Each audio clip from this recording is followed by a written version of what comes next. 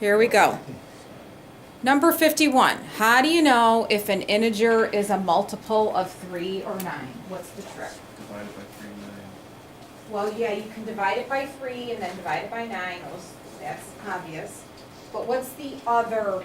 Do you know what you can do to, if you have a really long number, instead of sitting there and dividing it by 3 or 9, did you know that if you added up the digits, and if that number is divisible by 3, then it's divisible by 3. If it's divisible by 9, then it's divisible by 9.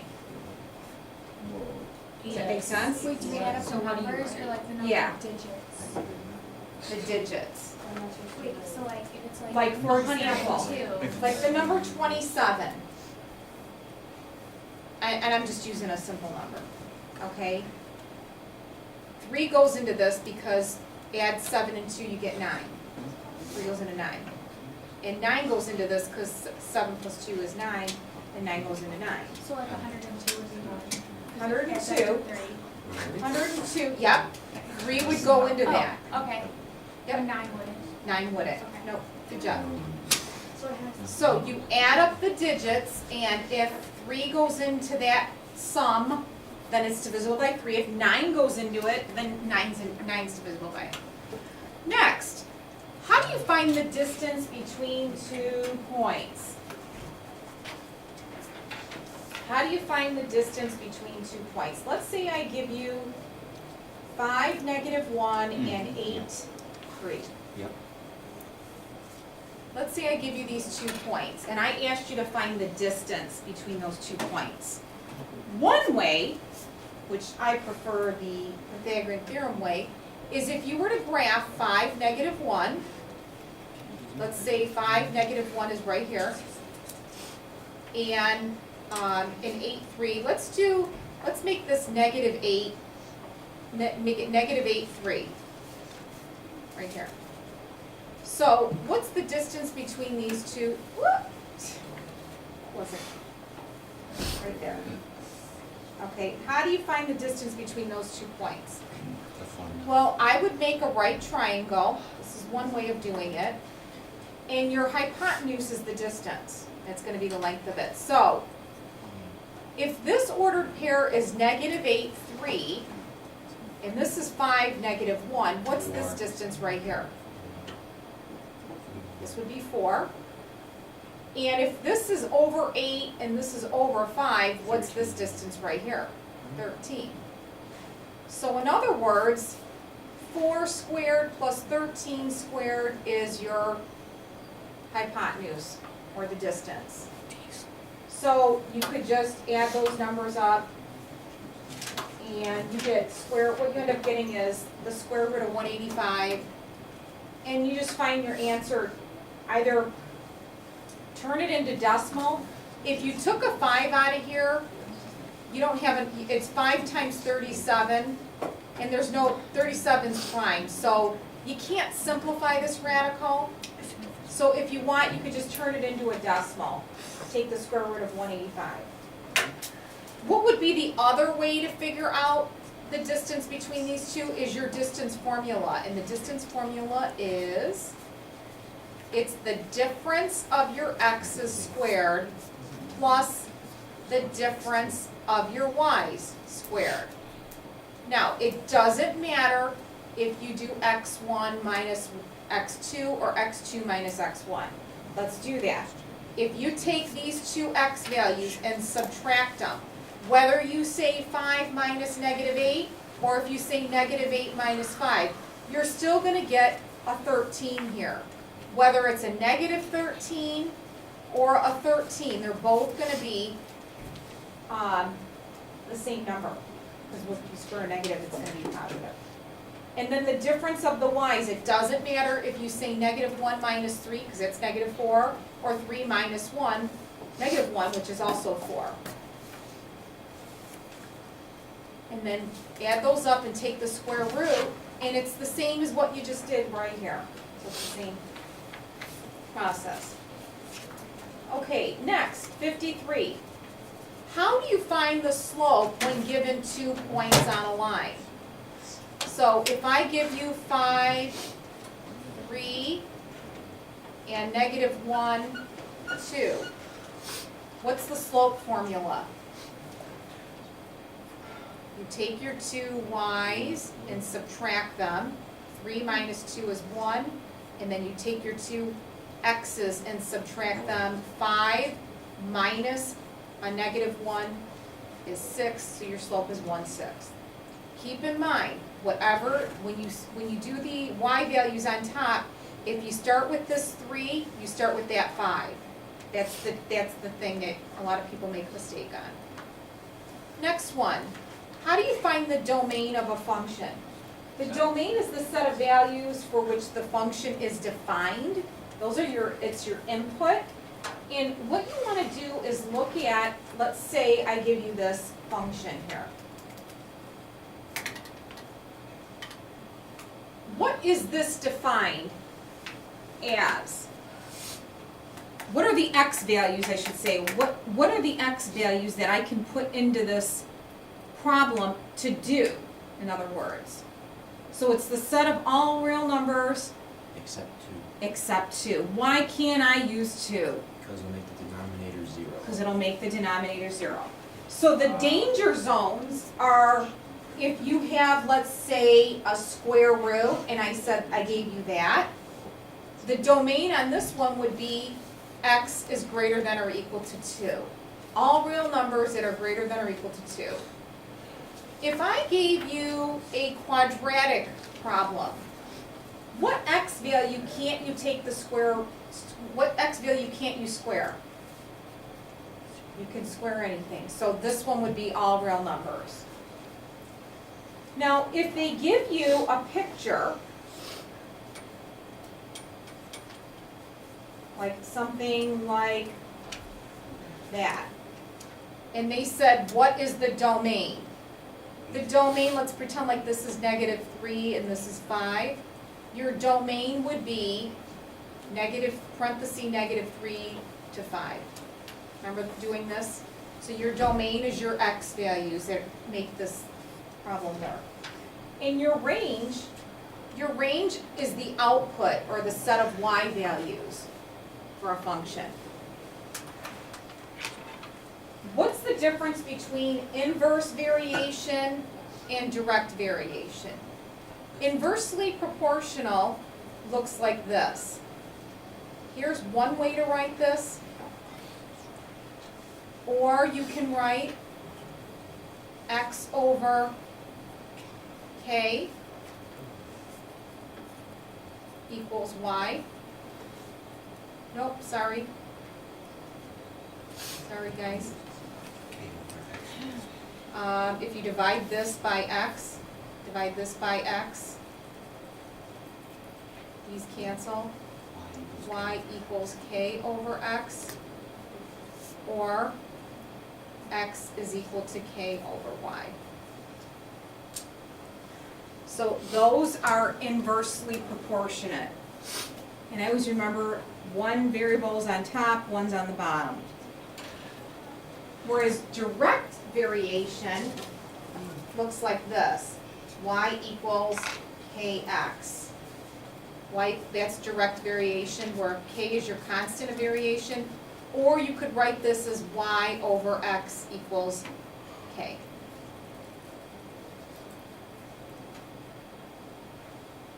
Okay?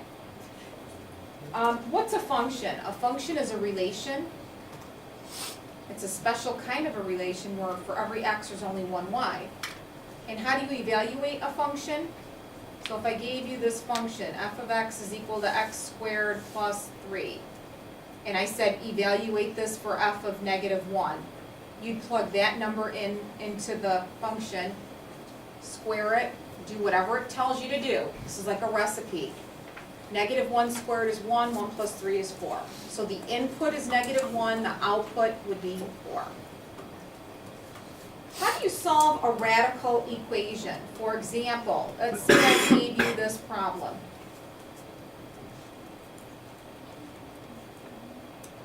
Do you remember how to solve a radical equation? You've got to get the radical, isolate the radical. How do you isolate the radical? What would be the steps to isolate this radical?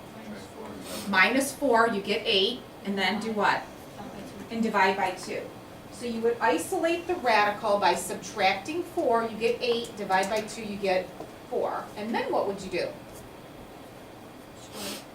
Now whatever this is, now first of all, before I make sure this number at this point must be what? This must be a positive number when you have an even index, so 2, 4, 6, 8. If this were a negative 4, what would you write for an answer? No solution. What if it were a cube root problem? Could I have a negative there? Yes. You can take the cube roots of negative numbers.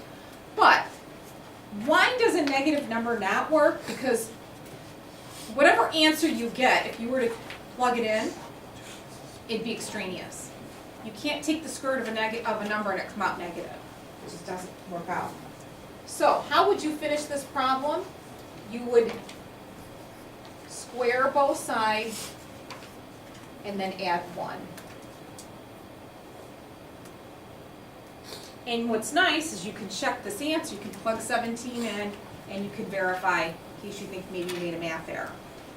So if it were cube root, what would I have done to this? I would have cubed both sides. If it were fourth root, raise both sides to the 4th power. And the last one, how do you solve an inequality?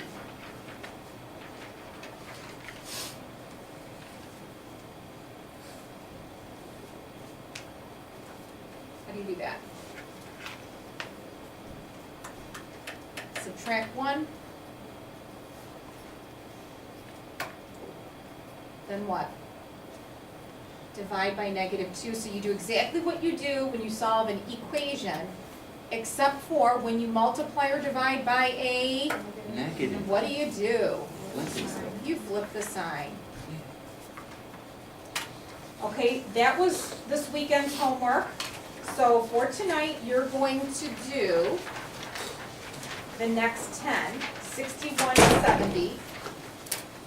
61 to 70 is part of your homework tonight. Now let's finish, let's do test 3. Or is it 4? 4. We did 3 on Friday, we're going to do test 4. Test 4.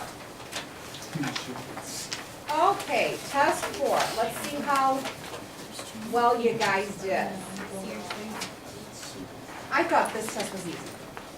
Did you guys think this one was easy? This was one of the easiest ones, I thought.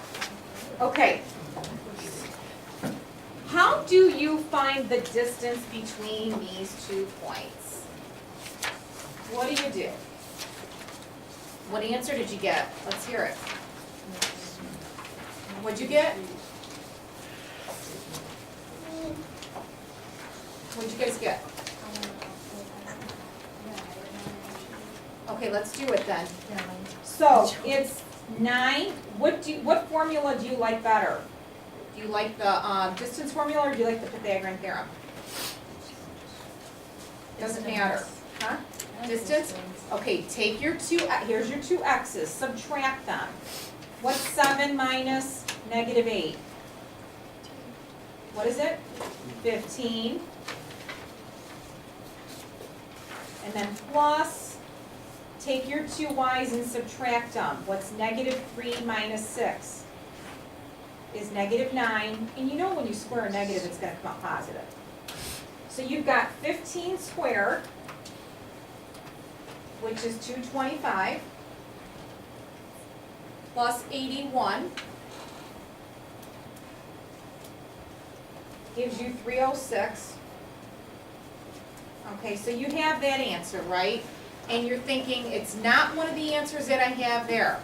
Now, I know 9 is not going to be the answer, because the square root of 306, I know, is not 9. So, what you could do is it's obviously not 82, so I know those 2 are not the right answer. You could take your calculator and figure out what's the square root of 306, and I got 17.49. So obviously it's not these 2 answers, so I didn't even have to finish this problem. C is the correct answer. Now, why did they get C? Because what they did was they said, and remember that question, how do you know if a number is divisible by 3? Add these up.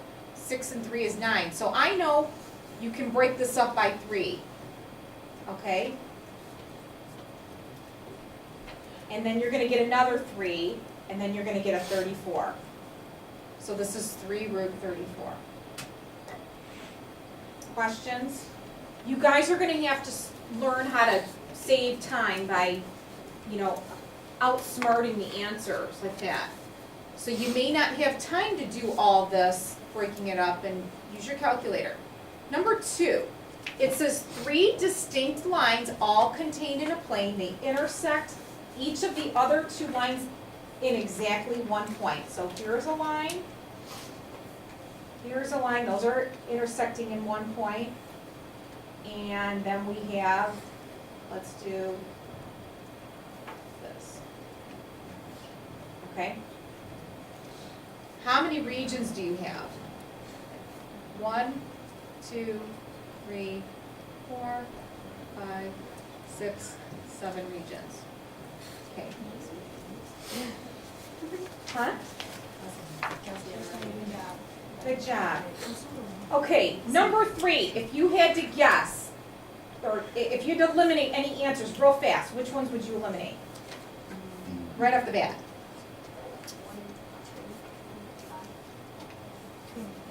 Why did I eliminate 2 and 4? Because they're included, because of the close. So right away you know it's not going to be that. How do you do this problem? Well, you were just asked on Kaplan. You're going to add 3 to 7, you get 10. And then divide by -2, which means you got to flip the sign. So y is greater than -5, which is 5. E was the answer. Number 4, let's review absolute values. Okay, crash course on absolute values problems. So, that one,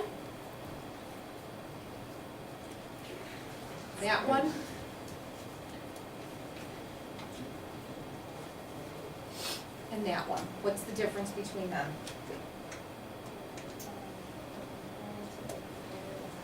Equal to, less than, and greater than.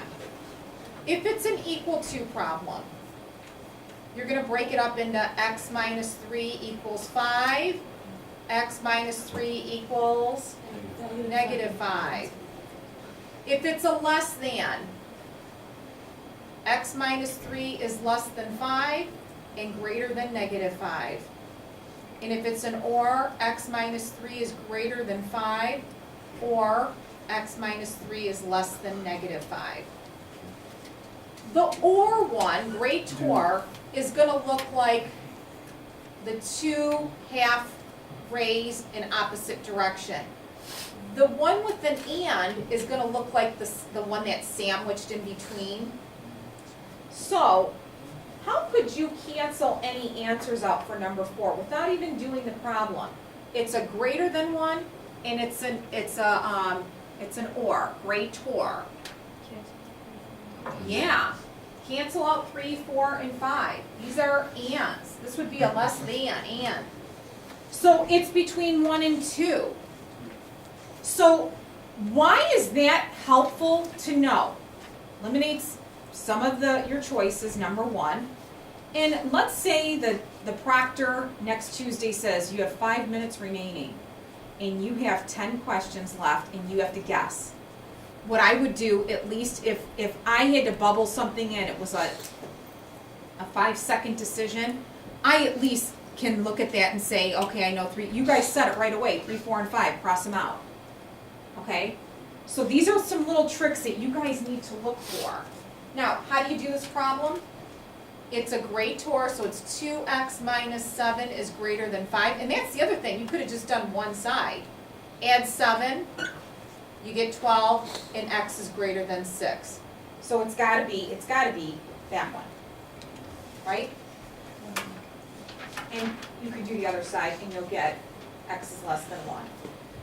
Now, I wanna go over, cause sometimes we forget to review the special cases. What are the special cases for these absolute value ones?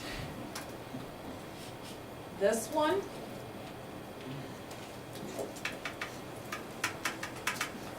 This one.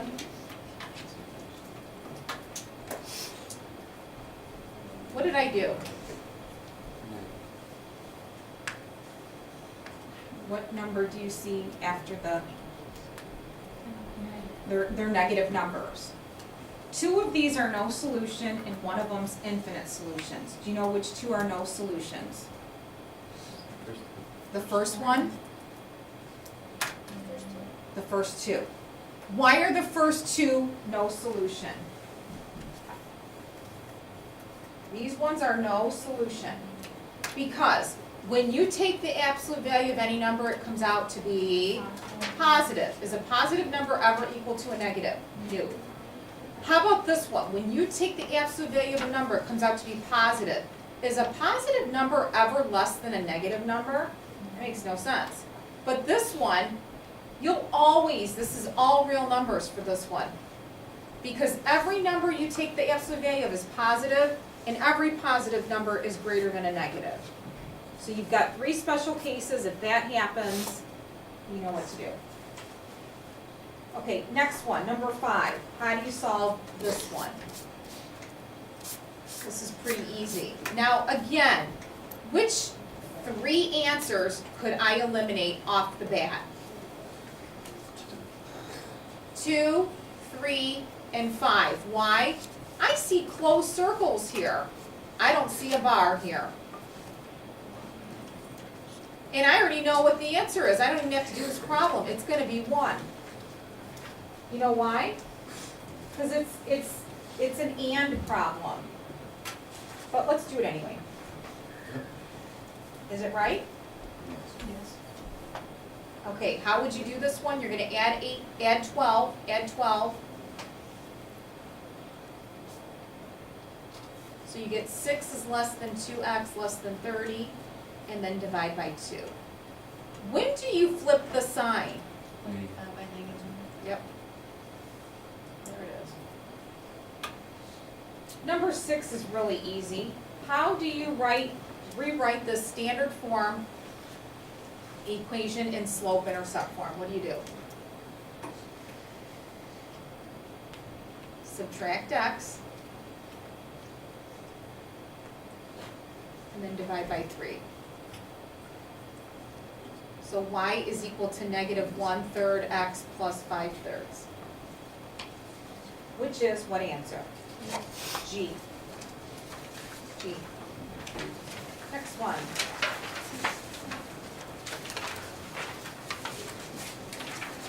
What do you know about parallel lines? Slopes are the same. So you need the slope of this line. So quickly bring x over. And then divide by negative 3. Now you don't even have to finish it. Y is 1/3. That's what we want. We want that slope. So the slope is 1/3. Now I have a trick for you. When an equation is in standard form, that's standard form. AX plus BY equals C. If you want to find out what the slope is, you take the opposite of the A value. The opposite of the number in front of x is 1, so it's negative 1 over the B value. The B value is negative 3. And then reduce it 1/3. Okay, next one, number 8. How do you find the slope given 2 points? Well, you take your 2 y values and subtract them. Negative 5 minus 10 is negative 15 over 3 minus 6, which is negative 3. What's your slope? 5.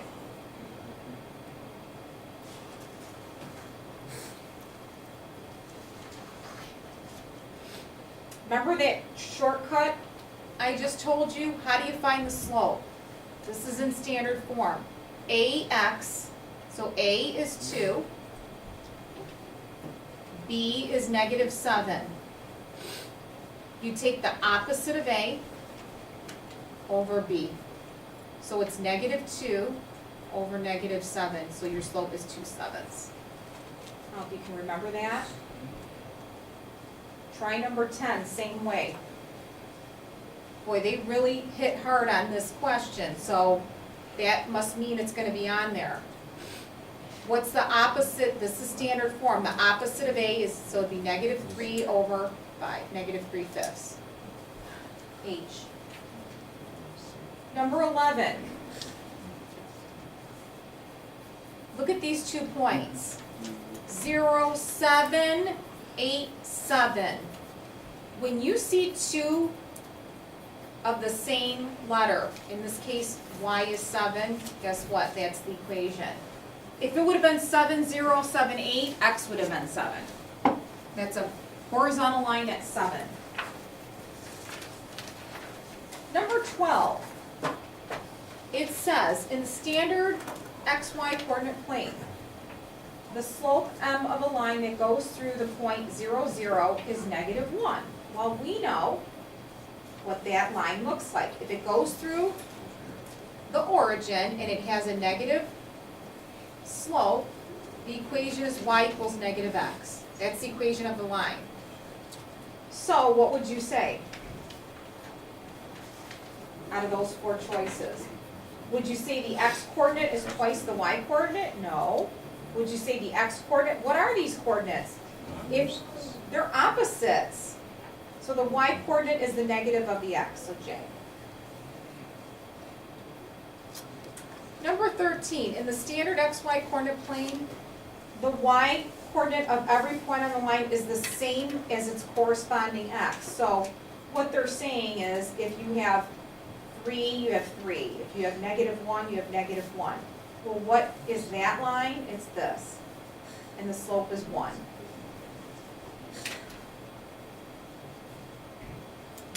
Number 14 is so easy for you guys. What is that? Y is equal to -x squared. Upside down parabola. It represents a parabola that opens downward.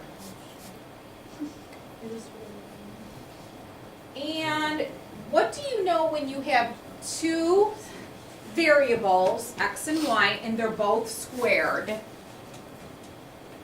Do you guys know what this is? It's a circle. Do you know what the center is?